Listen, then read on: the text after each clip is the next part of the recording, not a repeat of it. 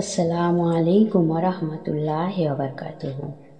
হাদিসটা একবার শুনে যান, চোখের পানি চলে আসবে। একবার হজরত আবু বকর রাদিয়াল্লাহু তাআলা আনহু নামাজে দাঁড়িয়ে কান্না করছেন।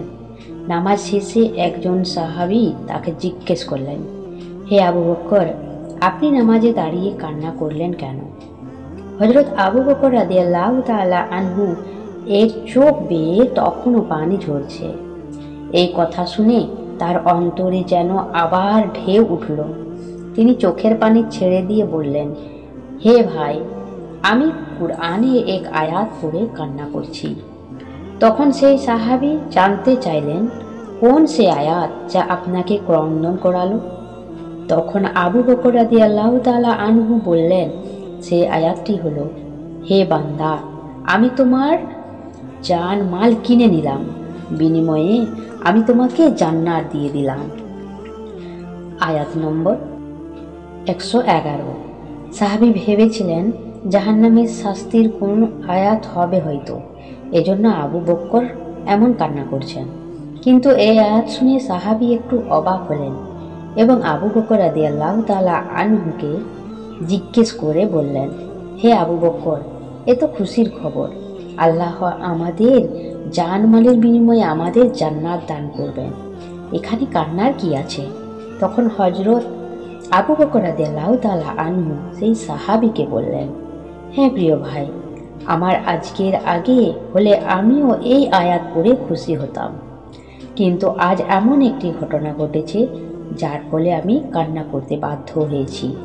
তখন সে সাহাবী জানতে চেয়ে বললেন, হে আবু বকর, আমাকেও বলুন কি এমন ঘটনা? তখন আবু বকর রাদিয়াল্লাহু তাআলা আনহু বলতে শুরু করলেন, হে ভাই, আমার একটি কাপড়ের দোকান রয়েছে। প্রতিদিনের মতো আজও আমি আমার দোকানে গেলাম, কিন্তু সকালবেলা এক মহিলা আমার দোকানে আসলেন।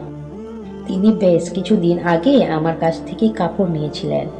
আজ এসে বললেন, আবু বকর, আপনার দোকান থেকে বহু আগে কাপড় নিয়েছিলাম, আজ ফেরত দিয়ে আমার টাকা ফেরত নিতে এলাম। আমি বললাম, আপনি তো অনেক আগে কাপড় নিয়েছিলেন, এতদিন পরে আবার ফেরত কেন? মহিলাটি বললেন, আবু বকর, আপনার কাপড় আমার পছন্দ হয়নি, আপনি আমার টাকা দিন এবং আপনার কাপড় ফেরত নিন। এই আয়াত পড়ে আমি এই চিন্তা করে কান্না করছি, যদি হাসরের ময়দানে আল্লাহ আমাকে বলে ফেলেন, হে আবু বকর, তোমার জানমাল ফেরত নাও এবং এর বিনিময়ে যে জান্নাত দিয়েছিলাম তা ফেরত দাও, কেননা তোমার নামাজ, তোমার জিহাদ, তোমার জিকির আমার পছন্দ হয়নি, তাহলে তখন আমি জবাবে কি বলবো? সেদিন তো তাহলে আমার নিজের কাছে আর কিছুই থাকবে না, বড় ক্ষতি হয়ে যাবে আমার। এই চিন্তা করে আমি কান্না করছি। সুবহানাল্লাহ। তাই সবাইকে বলবো, নামাজ বাদ দিও না, এপারের চেয়ে ওপারের জীবন বেশি সুন্দর। তাই নামাজ পড়ুন, আল্লাহ তাআলার ইবাদত